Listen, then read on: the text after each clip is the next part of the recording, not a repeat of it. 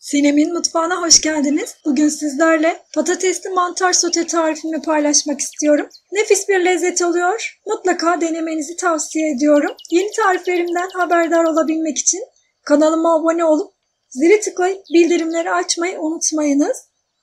Tarifimiz için tavama biraz sıvı yağ alıyorum.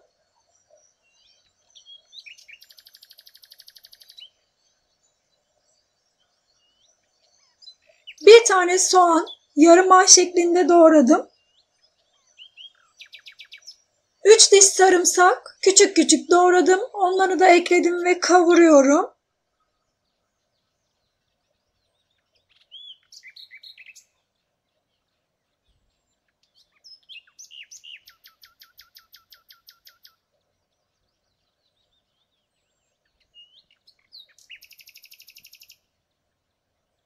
Soğanlarım biraz kavruldu. 400 gram kültür mantarı ekledim. Mantarlarımı çok küçük doğramadım. Kabuklarını soydum. Limonlu suda beklettim kararmaması için. Güzelce yıkayıp süzdüm. Soğanlarımın üzerine ekledim ve kavurmaya devam ediyorum. Mantarlar suyunu bırakıp çekti. İçerisine yeşil biber ve kırmızı biber ekliyorum.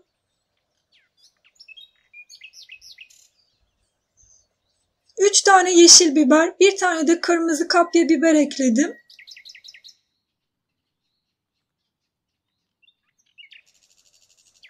Bir tane de kabukları soyulmuş ve küp küp doğranmış domates ekliyorum.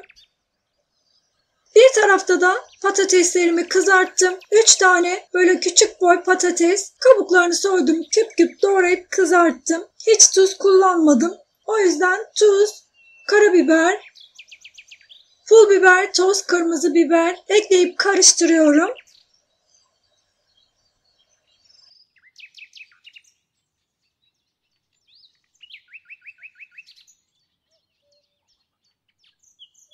Karıştırdım ve ocağımın altını kapatıyorum. Artık mantar sotemiz hazır.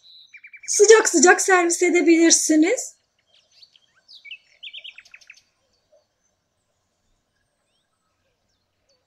Et ve tavuk yemeklerinizin yanında veya pilav eşliğinde servis edebilirsiniz. Üzerine de ince kıyılmış maydanoz serpiyorum. İnanın hem çok kolay hem de çok lezzetli bir tarif. Umarım sizler de dener ve beğenirsiniz. Denedikten sonra yorumlarınızı bekliyorum. Deneyeceklere şimdiden kolay gelsin. Herkese afiyet olsun. Bir sonraki tarifimde görüşmek üzere. Hoşça kalın.